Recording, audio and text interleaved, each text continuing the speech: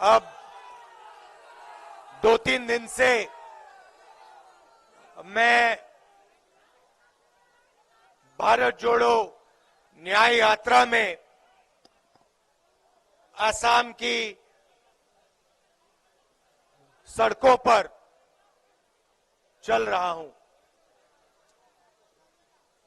मैं शुरुआत में आपसे एक सवाल पूछना चाहता हूं।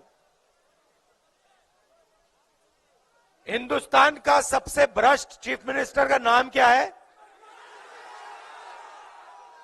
जरा फिर से बोलना।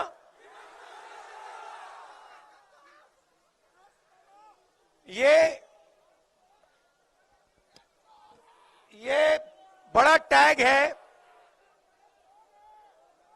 जहां भी जाके पूछो। ये आप मत सोचो कि ये सवाल मैंने सिर्फ आपसे पूछा है। मैं ये सवाल कोने कोने में पूछ रहा हूं। हिंदुस्तान का सबसे भ्रष्ट चीफ मिनिस्टर कौन है? और जो ये देखो, छोटे बच्चे, बुजुर्ग लोग, माताएं बहनें, युवा, बेरोजगार युवा, किसी से भी पूछो हिंदुस्तान का सबसे भ्रष्ट चीफ मिनिस्टर कौन है, ये आता है जवाब। अब यहां से 2-3 किलोमीटर पहले 20-25 बीजेपी के कार्यकर्ता नेता झंडा लिए हमारी बस के सामने आ गए। मैं बस से निकला, वो भाग गए।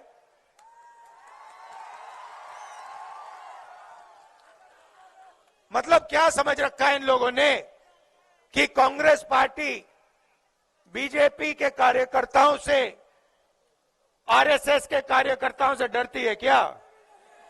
ये कौन सा सपना देख रहे हैं?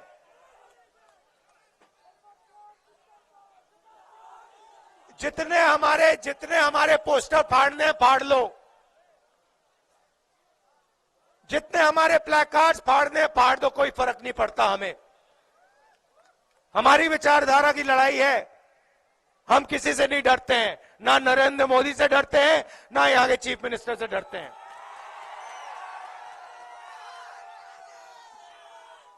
मगर बीजेपी के नेताओं को असम के युवाओं को बताना चाहिए कि आज असम के किसी भी युवा को रोजगार क्यों नहीं मिलता है। यहां के युवा स्कूल जाते हैं, प्राइवेट स्कूल में जाते हैं, जेब से पैसा देते हैं।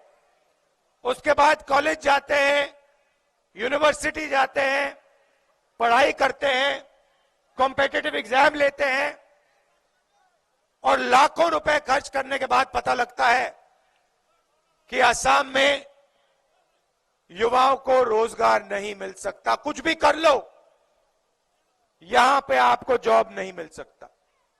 इसका जवाब नरेंद्र मोदी और आपके चीफ मिनिस्टर को देना चाहिए। इसका जवाब नहीं देते हैं। आज मैं जो चाय के मैदान में काम करते हैं, मजदूर भाई जो चाय के मैदान में काम करते हैं, वो आए, मुझे कहते हैं कि बीजेपी ने अपने मैनिफेस्टो में वायदा किया था कि हमारा रेट बढ़ाएंगे, 350 रुपए का कर देंगे। मैंने उनसे पूछा क्या हुआ? कहते राहुल जी, बीजेपी ने हमसे सीधा अपने मैनिफेस्टो में झूठ बोला। फिर मुझे कहते राहुल जी, जब हम बीमार होते हैं,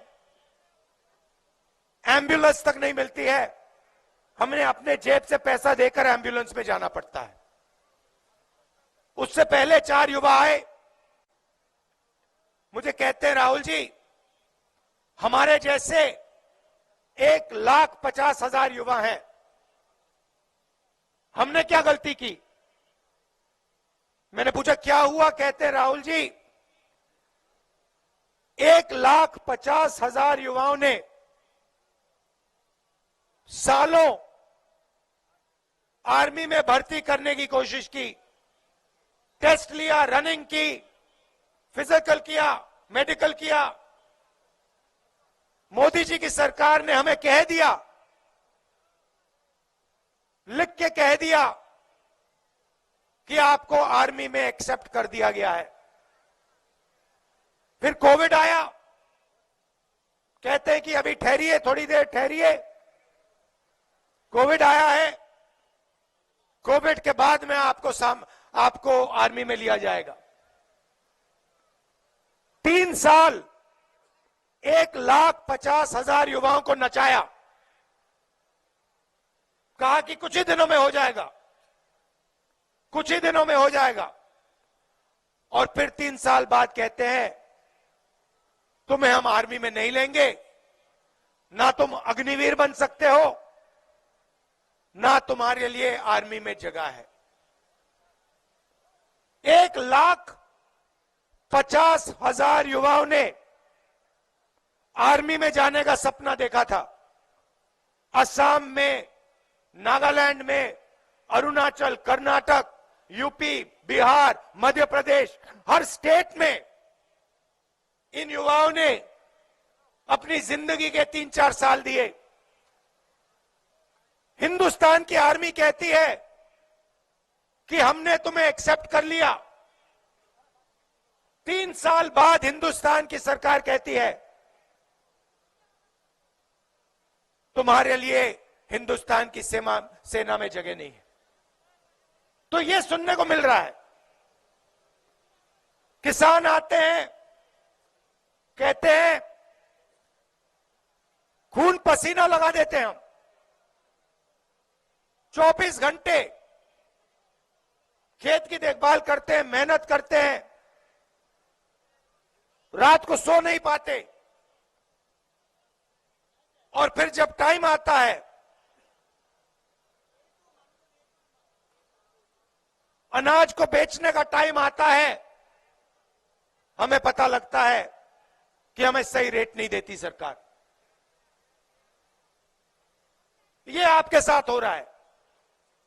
मेरे मीडिया के भाई बैठे हैं, खड़े हैं यहां पे, इनकी गलती नहीं है। ये जूनियर लोग हैं, कैमरा चलाते हैं, रिपोर्टिंग करते हैं। मगर मैं आपसे पूछना चाहता हूं, असम के टीवी पर आपने कभी बेरोजगारी पर डिबेट देखा है? कभी महंगाई पर डिबेट देखा है? कभी किसानों के बारे में डिबेट देखा है? कभी अग्निवीरों के बारे में डिबेट देखा है? नहीं। आपको बॉलीवुड के बारे में बता देंगे, ऐश्वर्या राय के बारे में बता देंगे, क्रिकेट दिखा देंगे, मगर जो आपके मुद्दे हैं, जो आपको चुभते हैं, जो आपका दर्द है, आपके जो सपने हैं, इनके बारे में आप इनके बारे में ये एक शब्द नहीं बोलते हैं। क्यों नहीं बोलते? क्योंकि कंट्रोल कहीं और है।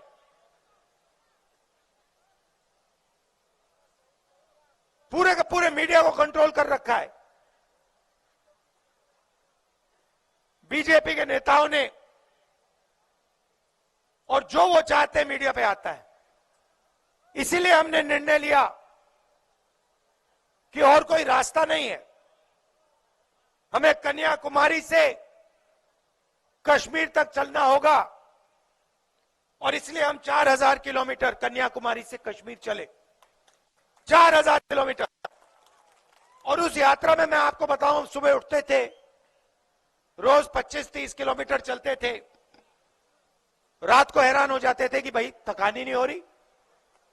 जैसे आज सुबह हम निकले, 8 घंटे हम आपकी सड़कों पे चल रहे हैं, लोगों से मिल रहे हैं, गले लग रहे हैं। बीजेपी के लोग धमका रहे हैं, हमारे लोगों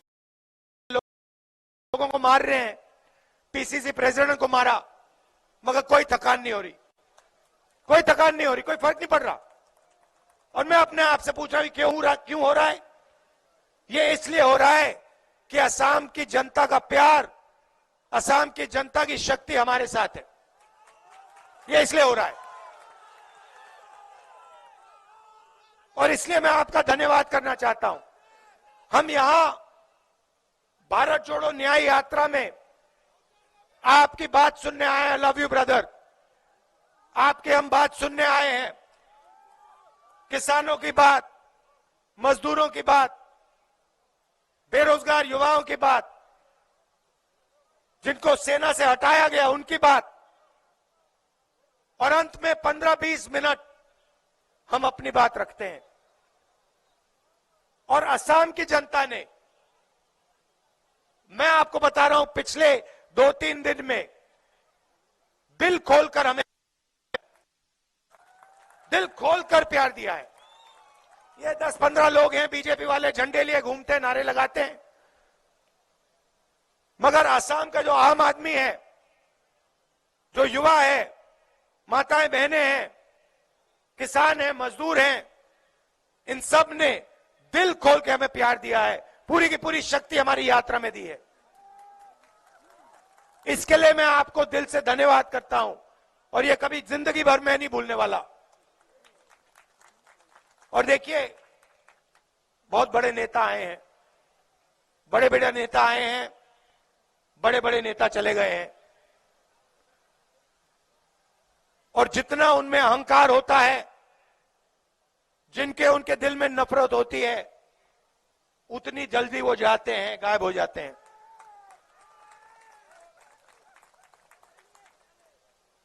यहां पे सरकार सोचती है कि असम की जनता को डराकर, धमकाकर दबाया जा सकता है। असम की जनता को कोई नहीं दबा सकता। कोई पैदा नहीं हुआ है जो असम की जनता को दबा सकता है। ये नफरत फैलाते हैं, एक धर्म को दूसरे धर्म से लड़ाते हैं, एक जात को दूसरी जात से लड़ाते हैं, एक भाषा को दूसरी भाषा से लड़ाते हैं। इससे किसी का फायदा नहीं होता है। कांग्रेस पार्टी लोगों को जोड़ने का काम करती है। जैसे मैंने पिछली यात्रा में कहा और यहां दोहराऊंगा, नफरत के बाजार में हम मोहब्बत की दुकान खोलते हैं। ये हमारा काम है।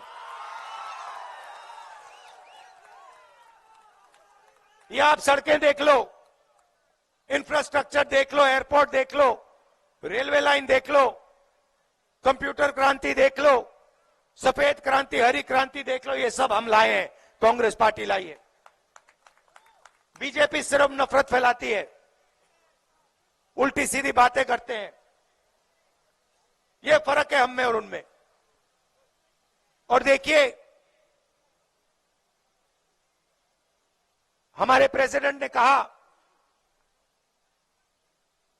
प्रधानमंत्री ने अपने कैबिनेट को कल के फंक्शन में नहीं बुलाया, अपने कैबिनेट को नहीं बुलाया, देश के राष्ट्रपति को नहीं बुलाया। तो ये चल रहा है, एक व्यक्ति के लिए पूरा देश चलाया जा रहा है। उनके 2-3 अरबपति मित्र हैं, अदानी जी हैं, एयरपोर्ट, पोर्ट्स, इंफ्रास्ट्रक्चर, किसानों का अनाज, माइंस, जो भी इनको चाहिए इनके हवाले कर दिया जाता है। तो बीजेपी क्या करती है? असम की जनता को लड़ाती है, मणिपुर की जनता को लड़ाती है, और फिर जो उनका है, जो उनका धन है, उसको छीन के ले जाती है, अपने 2-3 बड़े मित्रों को दे देती है। मणिपुर को देखिए, आग लगा दी वहां पे।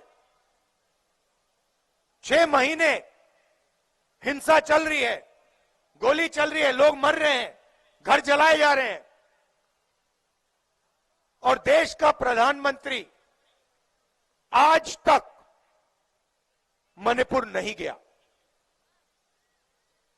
कांग्रेस का प्रधानमंत्री 3 दिन के अंदर आपको वो मणिपुर में दिखता और चौथे दिन वहां की आग बुझ जाती। ये नहीं है भाई और बहनों कि हिंदुस्तान की सरकार मणिपुर की आग को नहीं रोक सकती है। अगर प्रधानमंत्री ने सेना को ऑर्डर दिया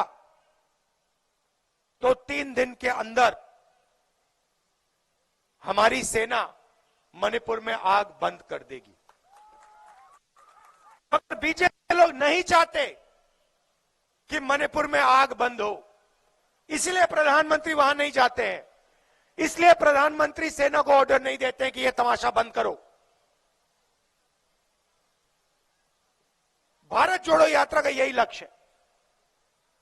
मणिपुर में हम गए, हमने भाईचारे की बात की, लोगों को जोड़ने की बात की, उनका दर्द समझा, उनके साथ गले मिले, और वही काम हम असम में कर रहे हैं, वही काम हमने अरुणाचल में किया, वही काम हम बंगाल में करने जा रहे हैं, महाराष्ट्र तक। आपकी आवाज सुनने, आपका दर्द समझने के साथ खड़े होकर जो आपके मुद्दे हैं उनके लिए लड़ने। आप यहां आए, रात का समय है, खड़गे जी को निकलना है, तो मैं ज्यादा लंबा नहीं बोलूंगा।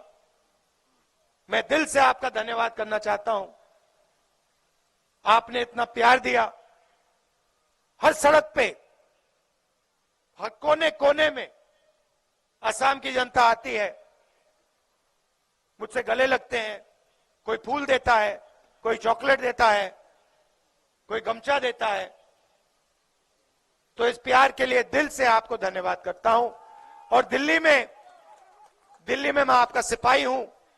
कोई भी बात हो, चाहे चाय गार्डन की बात हो, युवाओं की बात हो, जो भी आप चाहो, हम ऑपोजिशन में हैं, पार्लियामेंट में रख सकता हूं, और जब सरकार में आएंगे, असम में आएंगे, दिल्ली में आएंगे, तो पूरी आपके साथ मिलकर आपका काम करेंगे।